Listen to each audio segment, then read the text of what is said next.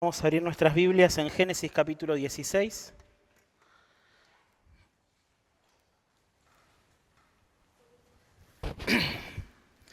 Llegamos al capítulo 16 de Génesis y vamos a leer la historia de este capítulo. Dice así la palabra de Dios. Sarai, mujer de Abraham, no le había dado a luz hijo alguno, pero ella tenía una sierva egipcia que se llamaba Agar. Entonces Sarai dijo a Abraham: mira, el Señor me ha impedido tener hijos. Llégate, te ruego, a mi sierva, quizás por medio de ella yo tenga hijos. Y Abraham escuchó la voz de Sarai. Después de 10 años de habitar Abraham en la tierra de Canaán, Sarai, mujer de Abraham, tomó a su sierva Agar la egipcia y se la dio a su marido Abraham por mujer. Y Abraham se llegó a Agar y ella concibió. Cuando ella vio que había concebido, miraba con desprecio a su señora. Entonces Sarai dijo a Abraham: recaiga sobre ti mi agravio. Yo entregué a mi sierva en tus brazos, pero cuando ella vio que había concebido, me miró con desprecio. Juzgue el Señor entre tú y yo. Pero Abraham dijo a Sarai: mira, tu sierva está bajo tu poder, haz con ella lo que mejor te parezca. Y Sarai trató muy mal a Agar y ella huyó de su presencia. El ángel del Señor la encontró junto a una fuente de agua en el desierto, junto a la fuente en el camino de Sur. Y le dijo: Agar, sierva de Sarai, ¿de dónde has venido y a dónde vas? Ella le respondió: huyo de la presencia de mi señora Sarai. Vuelve a tu señora y sométete a su autoridad, le dijo el ángel del Señor. Y el ángel del Señor añadió: multiplicaré de tal manera tu descendencia que no se podrá contar por su multitud. Y el ángel del Señor le dijo además: has concebido y darás a luz un hijo, y le llamarás su nombre Ismael, porque el Señor ha oído tu aflicción. Él será hombre indómito como asno montés. Su mano será contra todos, la mano de todos contra él, y habitará separado de todos sus hermanos. Y Agar llamó el nombre del Señor que le había hablado: tú eres un Dios que ve. Porque dijo: ¿estoy todavía con vida después de ver a Dios? Por eso llamó a aquel pozo Beer Lahai Roi, el cual está entre Cades y Bered. Y Agar le dio un hijo a Abraham, y Abraham le puso el nombre de Ismael al hijo que Agar le había dado. Y Abraham tenía 86 años cuando dio a luz a Ismael. ¿Oramos? Señor, quiero pedirte que nos ayudes a poder verte a través de este capítulo de tu palabra, Señor. Que podamos aprender quién sos, que podamos aprender nuestra necesidad profunda de descansar en tu cuidado sobre nosotros, Señor. Te lo pido en el nombre del Señor Jesús. Amén. Bueno, ¿alguna vez les ha pasado de querer ayudar a alguien que estaba haciendo una tarea de la que usted no entiende absolutamente nada? A veces a los hombres nos pasa que queremos ayudar a nuestras esposas en las tareas de la casa y les terminamos dando el doble de trabajo del que tenían antes, ¿o no? ¿Sí? También les pasa a nuestras esposas que nos ponemos a hacer cosas de la casa y están ahí atrás opinando de cómo hay que usar la herramienta, de dónde hay que poner. No, cuando no entendemos nada, en lugar de ayudar, ¿qué hacemos? Estorbamos, ¿no es cierto? Estorbamos. Teníamos un amigo que una vez nos visitaba en la casa y nos dijo: ¿en qué te podemos ayudar? Y yo le dije: anda, sentate. Anda, sentate. Con eso nos ayudas un montón. Porque cuando queremos ayudar y no entendemos nada de lo que se está haciendo, en lugar de ayudar, ¿qué hacemos? complicamos todo. ¿Bien? Bueno, esta es la historia de un hombre y una mujer que quisieron ayudar a Dios a cumplir la promesa de tener un hijo y en lugar de ayudar, ¿qué hicieron? Lo complicaron todo. ¿Bien? Lo complicaron todo. Como hemos visto la semana pasada, el Señor había hecho un pacto con Abraham en donde se había comprometido con él a cumplir la promesa de darle un hijo y darle la tierra de Canaán. Nosotros sabemos que el Señor iba a cumplir esa promesa como un medio para algo más grande que era bendecir a todas las familias de la tierra. Traer, o mejor dicho, revertir todo lo que el pecado había introducido en este mundo. ¿Bien? Pero ¿qué pasó? 10 años habían pasado desde la primera vez en que Dios le había hecho esta promesa a Abraham y Sara. Abraham y Sara eran gente muy adulta y ya empezaban como a pensar, bueno, ¿cómo es que Dios va a darnos un hijo? ¿Sí? Leímos acá, Abraham tenía 86 años en esta historia. ¿Sí? A eso se sumaba que Sara era una mujer infértil. La esposa de Abraham no podía tener hijos. Entonces llegó un momento en donde la desesperación fue tal que Abraham y Sara, más específicamente Sarai, empezaron a buscar la manera en la cual ellos podían ayudar a Dios a cumplir con su promesa. ¿Bien? Y de esto se trata esta historia. De esto se trata esta historia. Se trata de un hombre y una mujer intentando ayudar a Dios a hacer algo de lo que ellos no entendían absolutamente nada. ¿Bien? Y esta historia, como la mayoría de las historias que venimos viendo en Génesis, también es una historia que tiene 2 escenas. ¿Bien? La primera sucede en la casa de Abraham. Esta historia comienza contándonos cómo Sarai diseña un plan para poder darle un hijo a Abraham. ¿Bien? Nosotros, si ustedes prestaron atención a la historia, es una historia bastante cruda, ¿no es cierto? Bastante fuerte cuando leemos que Sarai se presenta delante de su esposo Abraham y le dice, mira, el Señor no me permitió tener hijos, yo te voy a dar a mi sierva, a mi esclava personal, y quiero que tengas un hijo con ella.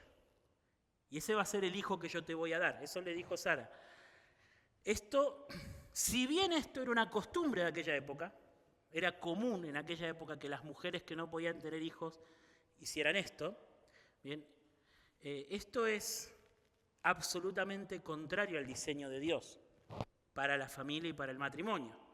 Bien, por 2 razones. Primero, porque el Señor cuando pensó el matrimonio, pensó en una relación entre un hombre y una mujer, no entre un hombre y varias mujeres. Y en segundo lugar, porque el Señor cuando pensó el matrimonio, como hemos leído en Génesis 2, el Señor lo pensó como una respuesta a la soledad del hombre y de la mujer. No es bueno que el hombre esté solo. No lo pensó solamente con el propósito de que el matrimonio sirviera para tener hijos. Es decir, que un matrimonio, en el plan de Dios, podía ser pleno sin hijos. ¿Bien? Porque el diseño de Dios no es bueno que el hombre esté solo. Le haré una ayuda, le voy a dar una esposa. No dijo, no es bueno que el hombre esté solo, le voy a dar una ayuda, una esposa para que pueda tener hijos. No, el propósito principal del matrimonio es el compañerismo. Entonces, si bien, insisto, esto era una cultura de la época, era una costumbre de la época, eso no significaba que era algo que el Señor aprobaba. De hecho, esta historia nos muestra claramente que el Señor no aprobaba eso. ¿Sí? Ahora, es evidente en el texto que hay 2 cosas que pesaban en Abraham y en Sara, y especialmente en Sarai. 2 cosas. Primero, su infertilidad. Su infertilidad. De hecho, es lo que le dice Sarai a Abraham. ¿Qué es lo primero que le dice? El Señor no me ha permitido tener hijos. El Señor no me dio hijos. Su infertilidad le pesaba. Y lo segundo es el paso del tiempo. Por eso Moisés nos dice, habían pasado ya 10 años desde que Abraham había llegado a la tierra de Canaán. ¿Bien? Entonces, Sara, su infertilidad y el paso del tiempo, esperando que se cumpliera la promesa del hijo, empezaban a pesar. Ahora, lo cierto es que en esta escena todo está funcionando mal. Todo está funcionando mal. ¿Bien? La impaciencia de Sara, que la lleva a tratar de tomar este asunto por las manos, en sus propias manos. La pasividad de Abraham. No sé si se dieron cuenta, pero Abraham no hace nada acá, no habla él acá. Él lo único que hace, la única vez que Abraham emite un sonido es cuando le dice, hacé con tu sierva lo que te parezca. Es como para decirle, yo no voy a hacer nada, se te cargó vos. Es para lo único que habla Abraham en todo este capítulo. O sea, la pasividad de Abraham. Y de hecho, si nosotros miramos con un poquito más de atención, vamos a ver que Moisés escribió esta historia con un lenguaje que intencionalmente quiere recordarnos a lo que sucedió en Génesis 3 con el huerto del Edén. Intencionalmente. Está la mujer que ve un problema, como en el huerto del Edén, la mujer viendo el fruto. Fíjense que utiliza la misma palabra. ¿Se acuerdan en el huerto del Edén? Eva tomó del fruto y le dio a su marido. Acá Moisés nos dice lo mismo. Sarai tomó a Agar y se la dio a su marido. Intencionalmente Moisés quiere usar el mismo lenguaje de Génesis 3 para decirnos que acá está funcionando todo mal. Acá estamos volviendo a repetir el mismo error que cometimos al principio. ¿Sí? Una mujer tomando el problema en sus manos, un hombre que no está tomando su lugar que Dios le ha dado como hombre de protector. ¿Sí? Abraham podría haber cortado, haber dicho, no, vamos a esperar. Si el Señor dijo que Él nos va a dar un hijo, vamos a esperar que Él nos lo dé como corresponde. Bien. Y ambos teniendo una visión distorsionada del matrimonio, presionados por su cultura, ¿no es cierto?, por la época, a ver el matrimonio como incompleto sin hijos. En aquella época era una cuestión de estatus tener hijos. ¿Bien? Una cuestión de estatus. ¿El resultado de todo esto cuál es? Bueno, finalmente Abraham tiene un hijo con la esclava de Sarai, ¿bien? La esclava de Sarai se ensoberbece, ¿no es cierto? Dice que empieza a mirar con desprecio a su señora. Sarai se enoja con su marido. Un poco extraño, ¿no? Le dice, culpa tuya, le dice, que el Señor te castigue, que el Señor juzgue por lo que hiciste. Y Abraham se desliga también de la situación. Hacé con ella lo que te parezca. A mí déjame en paz. Es así, ¿no es cierto? Hacé con ella lo que te parezca. Y Agar, ¿cómo termina? Agar termina embarazada en medio del desierto, rumbo a la nada, escapando por miedo al maltrato de su señora, Sarai. ¿Bien? Así termina. Bueno, pero ¿dónde se originó todo esto, mis hermanos? ¿Cuál fue el huevo de la serpiente? ¿Cuál fue la semilla de donde brotó todo esto? La semilla fue la duda, la incredulidad de Sarai y de Abraham en la promesa que Dios les había hecho de darles un hijo. Ellos, en su debilidad, dejaron de ver, ¿qué cosa? Que el que estaba a cargo de cumplir con la promesa era Dios y no ellos. Que Dios había dicho, yo te voy a dar una familia que va a ser más numerosa que las estrellas, más numerosa que el polvo de la tierra, y Dios lo iba a hacer, ¿no es cierto? Ellos dejaron de ver que Dios iba a velar para que ellos tengan el hijo que Él les había prometido. De hecho, Dios no se había olvidado de ellos. Al contrario, en el capítulo anterior que vimos nosotros, que Dios había hecho un pacto con ellos de darles un hijo. ¿Se acuerdan lo que significaba Dios caminando por el medio de los animales? ¿Sí? Que así me haga Dios, que me parta a la mitad como un animal, como estos animales, y yo no cumplo mi palabra. Y eso lo estaba diciendo Dios mismo. Dios mismo estaba poniendo su vida en juego, ¿bien? Para cumplir esa promesa. Y ellos dudaron de eso. ¿Bien? Dudaron de eso. ¿Cuál era la respuesta apropiada? ¿Qué tendrían que haber hecho Abraham y Sarai? La respuesta apropiada al pacto que Dios había hecho con ellos era la fe. Ellos tenían que confiar, habían sido llamados ¿a qué? A edificar toda su vida sobre la convicción de que Dios iba a cumplir con lo que les había prometido. Eso es la fe. Eso es la fe. Así como en un momento su fe los llevó a abandonar la casa y la ciudad en donde estaban establecidos, ¿bien? Y le dieron forma a su vida porque estaban convencidos en que Dios iba a cumplir con su promesa. En esos 10 años, que se estaban haciendo muy largos, es verdad, pero ellos debían seguir edificando su vida sobre la convicción, sobre la esperanza de que Dios no iba a faltar a su palabra.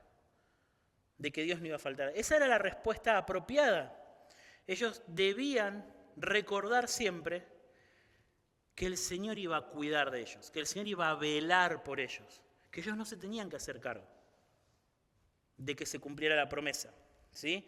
Y en el momento en el que ellos dejaban de velar por eso, lo que nosotros observamos es que su fe se debilitaba y ellos fallaban.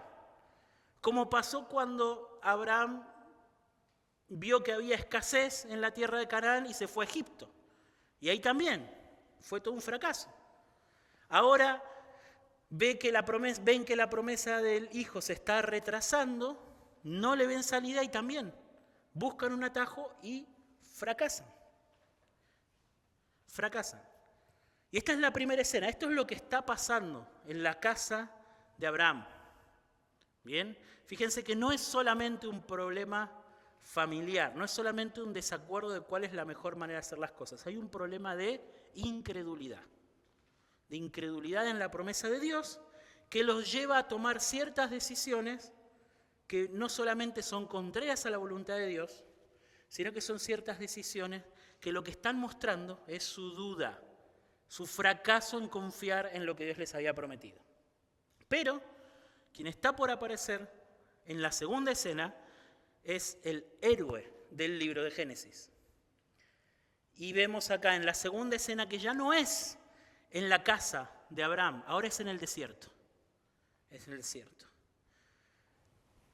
Agar se encuentra con un personaje que aparece ahora por primera vez en el Antiguo Testamento, que es el llamado el ángel del Señor. ¿Bien? Así que luego de ser maltratada por su señora, Agar, ¿qué hace? Huye de la casa. En un acto impulsivo se va. ¿Sí? Fíjense, como decíamos recién, era una jovencita, era esclava, estaba embarazada, ella no tenía muchas opciones en el desierto.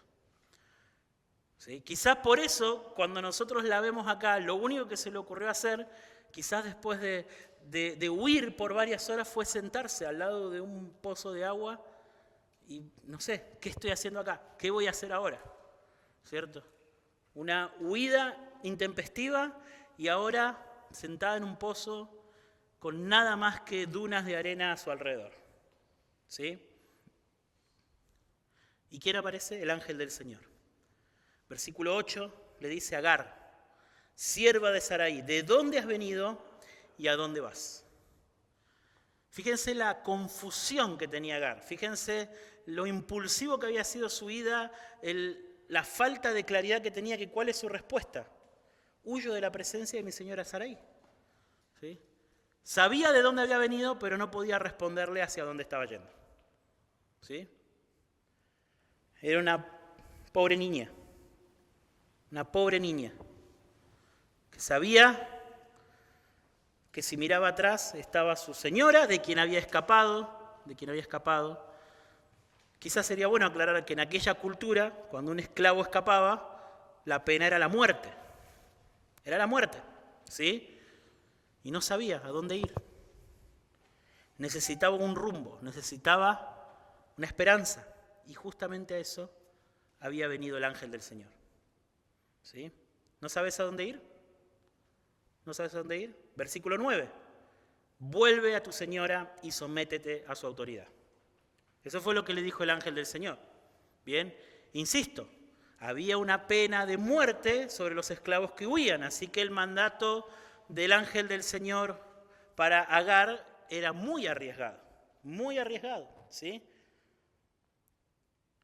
Ella sabía que ella y su hijo corrían peligro. Ella era una esclava que había huido. En el mejor de los casos, su señora la podía rechazar y en el peor de los casos le podía quitar la vida. Pero el ángel del Señor le da esperanza. Fíjense el versículo 10. Multiplicaré de tal manera tu descendencia que no se podrá contar su multitud. Que no se podrá contar su multitud. El Señor había enviado su ángel para darle a Agar la promesa de que si regresaba no solo iba a cuidar de ella, de que su señora no le haga ningún daño, sino que también iba a cuidar de su hijo. iba a convertir a su hijo a la larga, ¿qué? En una gran nación, en una multitud, dice, que no se iba a poder contar. Pero más, le dice más todavía, no solo volvete que yo te voy a cuidar, volvete que yo voy a cuidar de tu hijo y lo voy a multiplicar, sino que le dice, has concebido y darás a luz un hijo y llamarás su nombre Ismael.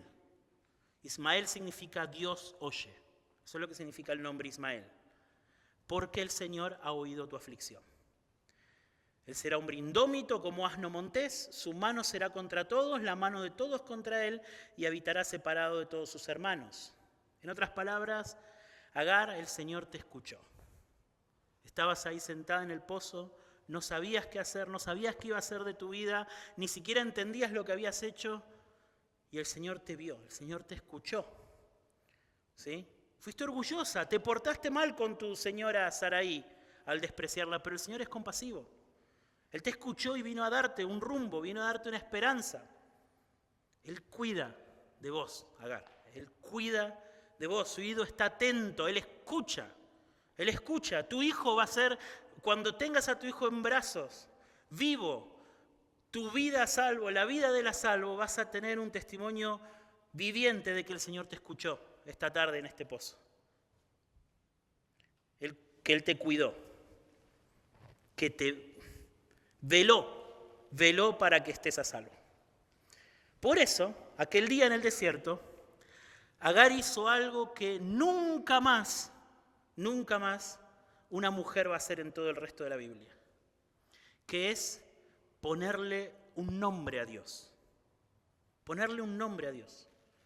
En aquel momento, dice, Agar llamó al Señor que se le había aparecido, el Señor que ve. Tú eres un Dios que ve. Tú eres un Dios que ve. Porque ella dijo, ¿estoy todavía con vida después de ver a Dios? ¿Estoy todavía con vida después de ver a Dios? Cuando Agar reconoció que Dios cuidaba de ella, ¿sí? Su expresión fue la de ponerle un nombre al Dios que se le había aparecido. Eso fue lo que le salió y lo llamó el Dios que ve, el Dios que ve. Pero déjeme hacerle una aclaración. Déjeme hacer una aclaración. Cuando dijo el Dios que ve, no dijo solamente el Dios que es un espectador. No es ver en ese sentido. Es ver en el sentido de cuidar. Es ver en el sentido de cuidar. ¿Sí? De hecho, ¿vieron la siguiente pregunta cuando dice, ¿estoy todavía con vida después de ver a Dios? Las personas que saben hebreo sugieren que una traducción posible para esta pregunta es, ¿en verdad he visto aquí a aquel que cuida de mí? Esa fue la pregunta que se hizo Agar. ¿Sí? ¿En verdad he visto aquí a aquel que cuida de mí? ¿Pueden escuchar, mis hermanos, la esperanza que hay en la exclamación de Agar? La esperanza, fíjense en la esperanza, no surgió del hecho de que el Señor haya cambiado sus circunstancias. Ella seguía en el desierto, ella seguía en la misma situación, ella si miraba a las tiendas de Abraham, ella seguía mirando a una señora que estaba enojada con ella. ¿Sí? El Señor no había cambiado su situación, al contrario, desde el punto de vista humano la había complicado la situación cuando le mandó a volver. Las cosas se habían complicado.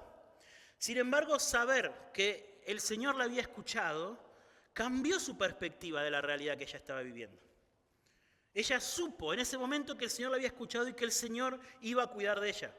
Acabo de ver acá al Dios que cuida de mí. Y eso fue lo que cambió todo, desde la perspectiva de Agar. ¿Y qué es lo que termina haciendo Agar? Ella vuelve a su casa y efectivamente vive. Nosotros terminamos esta historia leyendo que nace Ismael y Abraham lo recibe como su hijo. ¿Sí? Abraham lo recibe como su hijo y Agar le dio un hijo a Abraham y Abraham le puso el nombre que el ángel le había dado, Ismael. Ismael. Esta es la historia. Esta es la historia. Ahora tenemos que preguntarnos, ¿qué significa esta historia? ¿Por qué Moisés escribió esta historia? ¿Sí? Como parte de todo lo que nos viene contando. ¿Bien? En otras palabras, ¿cuál es la gran lección que el Espíritu Santo quiere que aprendamos con esta historia? Bueno, la gran lección que tiene esta historia es que Dios se revela como el cuidador de su pueblo. ¿Sí? Y que la respuesta apropiada a esta revelación de Dios es la confianza humilde en su cuidado a pesar de las circunstancias. Esta es la gran lección que tiene esta historia. Y esta lección la aprendemos con una moneda de dos caras, mis hermanos. Porque esta historia tiene una gran ironía. ¿Cuál es la gran ironía? Es que aquellos que deberían haber vivido a la luz de la revelación de que Dios cuida de los suyos, eran Abraham y Sarai. Y ellos fracasaron en esta historia en vivir a la luz de esa verdad, a la luz de esa revelación de Dios. Y fue la esclava egipcia en el desierto la que pudo ver al Dios que cuidaba de ella. ¿Lo ven? Abraham y Sarai, a quien Dios se les había aparecido, con quien habían caminado 10 años bajo el cuidado de ese Dios, bajo la protección de ese Dios, con quien ese Dios había hecho un pacto. Ellos tenían una revelación mucho más grande que la que tenía Agar. Ellos sin duda deberían haber respondido a esa revelación del Dios que cuida de los suyos. Sin embargo, ellos no fueron capaces en esta historia de confiar plenamente en el cuidado que Dios tenía sobre ellos. No fueron capaces. Ellos intentaron, ¿qué cosa? Buscar la manera de suplir ellos aquello que ellos pensaban que Dios no estaba haciendo por ellos. Y la gran ironía, ¿cuál es? Es que esa esclava que vivía, que hacía sus tareas todos los días en la casa de Abraham y de Sarai, que debería haber visto a ese Dios a través de la fe de Abraham y Sarai, ¿dónde se tuvo que encontrar? ¿Dónde aprendió esa esclava que Dios era un Dios que cuida de los suyos? En el desierto. No en la casa de la familia con la cual Dios había hecho un pacto. No en esa casa en donde se tendría que haber respirado la confianza y la esperanza en que Dios iba a cuidar de ellos. Tuvo que aprenderlo en el desierto, huyendo de aquellos que deberían haberle mostrado quién era el Dios que cuidaba de los suyos. ¿Bien? Esa es la gran ironía. Esa es la gran ironía. Ahora, esta historia nos deja muchas lecciones, mis hermanos. La primera y la más importante es justamente que el Señor es el Dios que escucha el clamor de los suyos y que cuida de su pueblo. Esa es la primera de las grandes lecciones. Él escucha el clamor de los suyos. Él cuida de su pueblo. Mis hermanos, no dejen que las circunstancias que nos atraviesan a nosotros debajo del sol nublen nuestros ojos y nos impidan ver la luz de esta verdad. Él cuida de sus hijos. Él cuida de sus hijos. Él va a cumplir sus promesas con sus hijos. ¿Sí? En esta historia el cuidado de Dios, ¿qué es el cuidado de Dios en esta historia? Bueno, es su compromiso para cumplir con su promesa a Abraham y Sarai. Ese es su compromiso. Abraham y Sarai tendrían que haber confiado en que Dios iba a cumplir con su promesa. También es su compromiso a sostener a Abraham y a Sarai mientras la promesa no se cumple. Eso es muy difícil a veces, ¿no es cierto? Muy difícil cuando esperamos que ciertas cosas sucedan en el tiempo, se van dilatando, nos consume la impaciencia, ¿bien? Bueno, pero acá había algo que es muy diferente. Nosotros por ahí podemos esperar que algunas cosas pasen. Esperamos que ciertas cosas mejoren, bueno, pero son todas cosas que Dios no nos prometió a nosotros. Sin embargo, en el caso de Abraham y Sarai, Dios les había prometido darles un hijo. Dios se los había prometido, ellos tenían la palabra de parte de Dios y lo que estaban experimentando era que pasaban los años y el hijo no llegaba. Y con el tema de tener hijos hay una cuestión muy clara con el tema de la edad. ¿Sí? No es como esperar cualquier otra cosa. La edad va poniendo un límite, ¿verdad? La edad no solamente juega la impaciencia, sino juega esto, bueno, pero ya estamos viejos.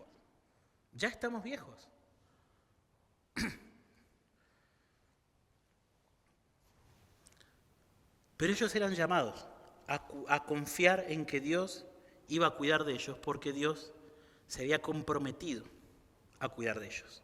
Se había comprometido a ser su Dios. Se había comprometido, en este caso específico, a darles un hijo. A darles un hijo.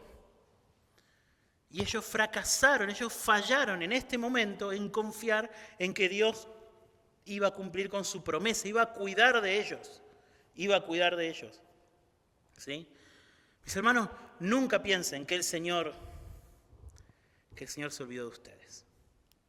Nunca piensen que el Señor se olvidó de ustedes. Nunca piensen que Él va a dejar alguna de sus promesas sin cumplir. ¿Sí? Nunca vivan su vida como si no tuviesen un Dios que cuida de sus almas. Nunca vivan su vida como si no tuviesen alguien que cuida de ustedes. Porque Dios es el Dios que ve y que oye. Él cuida de los suyos. Vivimos delante de la presencia de aquel que cuida de nosotros, de aquel que cuida de nosotros.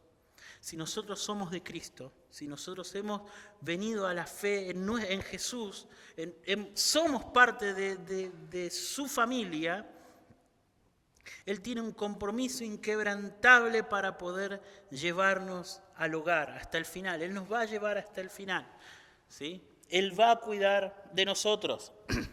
Pero en segundo lugar, mis hermanos, nosotros tenemos que aprender que la respuesta apropiada al cuidado de Dios es la fe. Es la fe. Los hombres y mujeres que experimentan la frustración, como Abraham y Sarai, o que experimentan la desesperanza, como Agar, en el día a día, tenemos que aprender a alzar nuestros ojos al cielo y a confiar en este Dios que se revela como un Dios que escucha, un Dios que mira, un Dios que cuida. ¿Bien? Pero acá quiero hacer una aclaración. Cuando digo que la respuesta apropiada a esta revelación del carácter de Dios es la fe, ¿sí? No estoy hablando de la fe como una especie de optimismo, ¿no es cierto? Mis hermanos, la fe no es pensamiento positivo. Eso no es la fe. No es la esperanza de que porque Dios está de nuestro lado, Él va a hacer que todo salga de acuerdo al plan. Eso no es la fe, eso es superstición. Eso es superstición.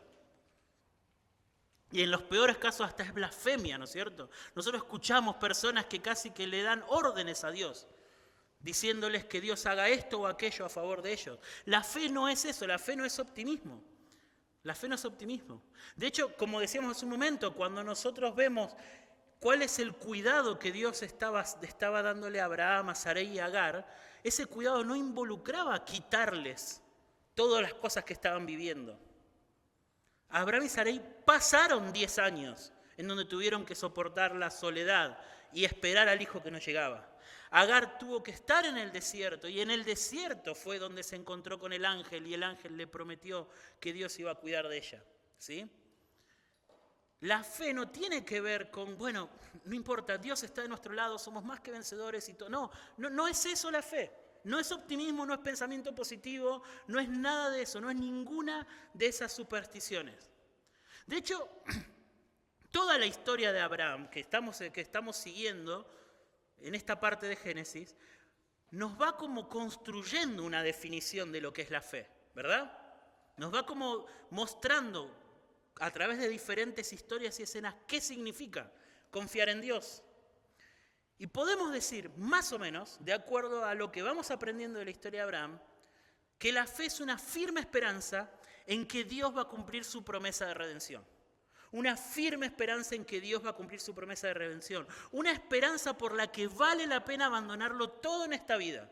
Vivir como un extranjero debajo del sol. Perder toda seguridad y esperanza en este mundo para poder ver a Dios cumpliendo su promesa. Eso es lo que nosotros vemos en la vida de Abraham. Eso es. Es una firme convicción, una firme esperanza en que Dios va a cumplir su promesa de redención. De redención. Dios nunca prometió que su cuidado sobre nosotros sería evitarnos el dolor. Nunca lo prometió. Nunca prometió que su cuidado sobre nosotros iba a ser evitarnos las dificultades. No lo prometió. Él nunca prometió que nos iba a dar todas las cosas que nosotros quisiéramos. Nunca lo prometió. Dios nunca prometió usar su soberanía, su autoridad y su poder para ayudarnos a cumplir nuestras metas, para librarnos de nuestros fracasos, ni mucho menos para que suframos lo menos posible. Eso no tiene nada que ver con las promesas de Dios. Dios, por medio de Jesús, hizo un pacto con nosotros en donde prometió ¿qué cosa? Salvarnos de la culpa, del poder y de la presencia del pecado para que podamos vivir junto a Él y para que Él pueda vivir con nosotros. Eso es lo que significa llevarnos de regreso al Edén. Eso es lo que Dios prometió, ¿sí? Y mi hermano, si usted ha venido a Cristo, si usted ha venido de verdad a Cristo, es porque ha sentido justamente ese poder, el poder del pecado, la presencia del pecado, la culpa del pecado. Es porque ha entendido que la justa condenación que pesa sobre su cabeza es la condenación eterna. Pero ¿qué más? Si usted es de Cristo, no solo ha entendido eso, también pudo ver que Cristo crucificado, ¿sí?, es el poder de Dios para librarnos de esa culpa, de ese poder y de esa presencia del pecado en nuestras vidas, de la maldad. Entonces, si nosotros vemos esa realidad con nuestros ojos, con los ojos de la fe, ser cristiano, ¿qué significa? Significa confiar en que Dios va a cumplir en nuestras vidas su promesa de redimirnos del poder del pecado, de la presencia del pecado, de la culpa del pecado. Y que por esa esperanza estamos dispuestos, como lo estuvo dispuesto Abraham, a dejarlo todo en esta vida. A vivir como un extranjero debajo del sol, despreciando absolutamente todo con tal de ver esa promesa cumplida en nosotros. Con tal de ver esa promesa cumplida en nosotros. Llegando a considerar al pecado en nuestras vidas, con el que todavía luchamos y con el que todavía tenemos que convivir, como la peor de todas las maldiciones con las que tenemos que cargar. Con la que tenemos que cargar. De manera que, todo lo que Dios esté haciendo en nuestras vidas hoy, para librarnos del poder temporal que el pecado tiene sobre nosotros, ¿sí?, incluso aunque eso signifique pasar por dolor y pasar por aflicción, es parte del cuidado de Dios sobre nuestras vidas. Es parte de su cuidado. Dios afligiéndonos, Dios introduciéndonos en el horno de la prueba para purificar nuestra fe y para librarnos del pecado. Eso es lo que significa que Dios está cumpliendo su promesa de redención. Eso es lo que significa. Entonces, yo les pregunto, mis hermanos, ¿no les parece que a veces ponemos demasiada atención pidiéndole a Dios que nos libre de las aflicciones de este tiempo presente? ¿No les parece que a veces estamos demasiado enfocados y perdemos de vista que Dios usa esas aflicciones para hacernos más como Jesús? Que esas aflicciones son parte de su cuidado en nosotros. Que esas aflicciones son parte de su obra de redención, de redimirnos de la presencia del pecado en nuestras vidas hoy, en el acá y en el ahora. A veces pesan tanto sobre nosotros las aflicciones circunstanciales que parece que es lo único que nos preocupa. Parece que lo único que nos interesa es pedirle al Señor que nos libre de ellas. Que nos libre de ellas. Parece que nuestra obsesión está en poder estar tranquilos y vivir una vida en paz, cuando Dios está trabajando y está cuidando de los suyos. ¿Cómo? Santificándolos, librándolos del pecado con el que todavía luchan. ¿Sí? El apóstol Pablo dijo en Efesios capítulo 1 que Dios nos escogió en Cristo para que seamos santos y sin mancha delante de Él. No nos escogió en Cristo para que tengamos una vida sencilla. Él nos escogió en Cristo para que seamos santos y sin mancha delante de Él. Y Él, mi hermano, si usted es de Cristo, Él está haciendo eso en su vida. Lo está santificando, está limpiándolo de todas sus manchas. Está trabajando en sus debilidades, está trabajando en sus inmadureces, está trabajando en aquellos pecados con los que usted lucha. Y muchas veces para hacerlo lo va a hacer a través de la aflicción. Pero ¿sabe qué, mi hermano? Él cuida de usted. Él cuida de usted. Cuando lleguemos a ese día final y podamos ver, aunque sea en parte, lo que fue nuestra vida acá y aquella infinidad de cosas que Dios hizo en nuestra vida sin que siquiera nosotros nos demos cuenta, vamos a poder ver cómo Dios utilizó aquellas cosas de las que hoy le pedimos que nos libre, cómo las utilizó para fortalecer nuestra fe.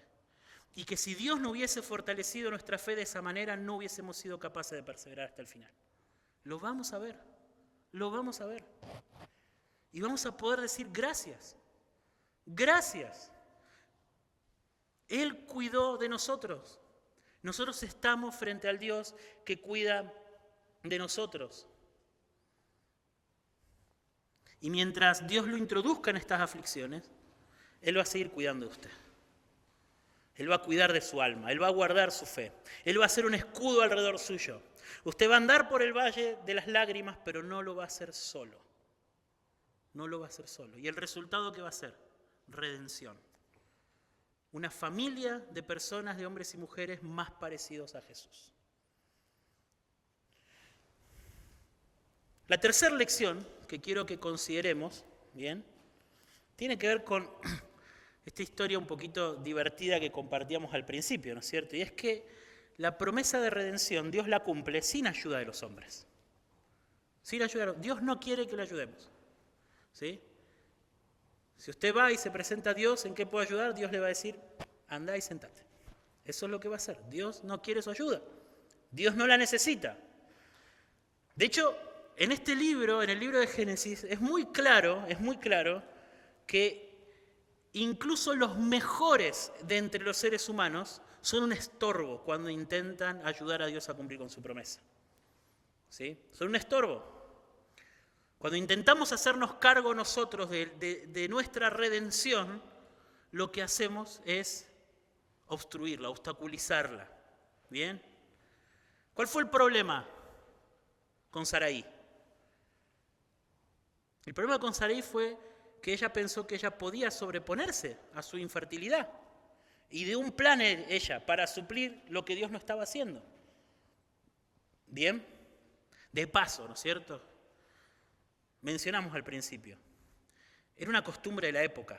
Esto de, bueno, yo no puedo tener hijos, te traigo mi esclava. Y cuando digo que era una costumbre de una época, no quiero como disminuir el peso de lo mal que hizo Sara. No, al contrario. Tenemos que prestar atención, ¿no es cierto? Todos somos hijos de una época. Y todos somos ciegos muchas veces a ciertos pecados culturales, que como todo el mundo los hace, como es muy común, hasta quizá no nos damos cuenta. ¿Bien? Nosotros no tenemos que dejar que nuestra conciencia se moldee por la cultura, sino por la palabra de Dios. Sino por la palabra de Dios. ¿Sí? Dicho esto, ese fue el problema de Sarai. No estuvo dispuesta a esperar y pesó más en su corazón el paso del tiempo, su infertilidad. ¿Bien? ¿Y qué hizo? Intentó poner su granito de arena en el cumplimiento de la promesa.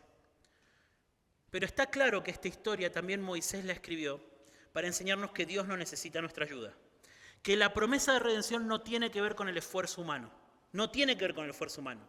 O sea, en otras palabras, nosotros no podemos salvarnos a nosotros mismos. No podemos salvarnos a nosotros mismos. ¿Sí? No podemos cumplir con todo lo que necesita ser hecho. No podemos. No podemos ayudar a que Dios nos salve, a que Dios cumpla su promesa de salvación. No podemos. La salvación es únicamente del Señor. Viene únicamente del Señor. Como lo dijo algún predicador muy conocido, si la salvación es 99% del Señor y 1% del hombre, ya es por obras. Ya es por obras. La salvación es del Señor. La salvación es del Señor. La victoria sobre la serpiente, la redención, el perdón y la transformación que necesitamos en nuestros corazones solamente descansan en el poder de Dios. Solamente descansan en el poder de Dios. De manera que un mensaje acá, una lección para aquellos de ustedes que aún no son de Cristo, que aún no se han arrepentido de sus pecados, que aún no tienen al Salvador, Ustedes tienen que saber que no pueden esperar a arreglar sus vidas, arreglar todo lo que tiene que ser arreglado en sus vidas para luego pensar que de esa manera van a poder seguir al Señor. No pueden hacerlo porque no pueden. Porque no pueden arreglar sus vidas, no pueden reformar sus vidas, no pueden cumplir con todo lo que tiene que ser hecho. No pueden. Por eso el mensaje de la Escritura es que la salvación no es por obras. Dios no les va a dar a ustedes la salvación como una recompensa por las cosas buenas que ustedes hayan hecho. Eso es lo que significa que no es por obras. La salvación no se gana, la salvación se recibe por la fe.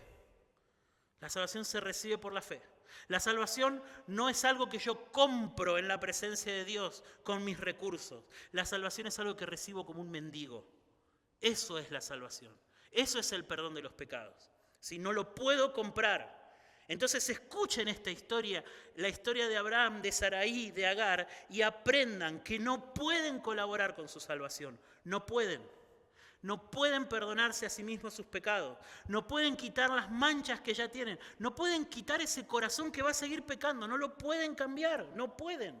Lo único que puede hacer que ustedes sean salvos es confiar en aquel que va a cumplir con su palabra.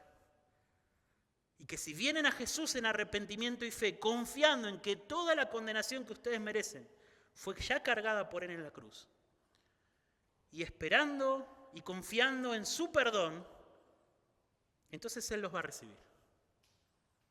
Él lo va a recibir. Porque como lo dice el apóstol Pablo más adelante, ¿sí? Los verdaderos hijos, los verdaderos receptores de la promesa de redención, no son los hijos físicos de Abraham, son los que creen en la promesa. Esos son los verdaderos. Esos son los verdaderos. Y si ustedes creen en la promesa de redención, que fue materializada por Cristo Jesús muriendo en la cruz del Calvario para perdonar a los pecadores, si ustedes creen en esa promesa de redención, si ustedes como Abraham están dispuestos a edificar el resto de su vida sobre la convicción de que Dios en Cristo perdona todos sus pecados y están dispuestos a dejarlo todo por la convicción de que Dios en Cristo perdona todos sus pecados, Dios en Cristo perdonará todos sus pecados. Esa es la verdad. Sin ayudas, sin estorbos, solamente por la gracia y por el poder de Dios. ¿Vamos a orar?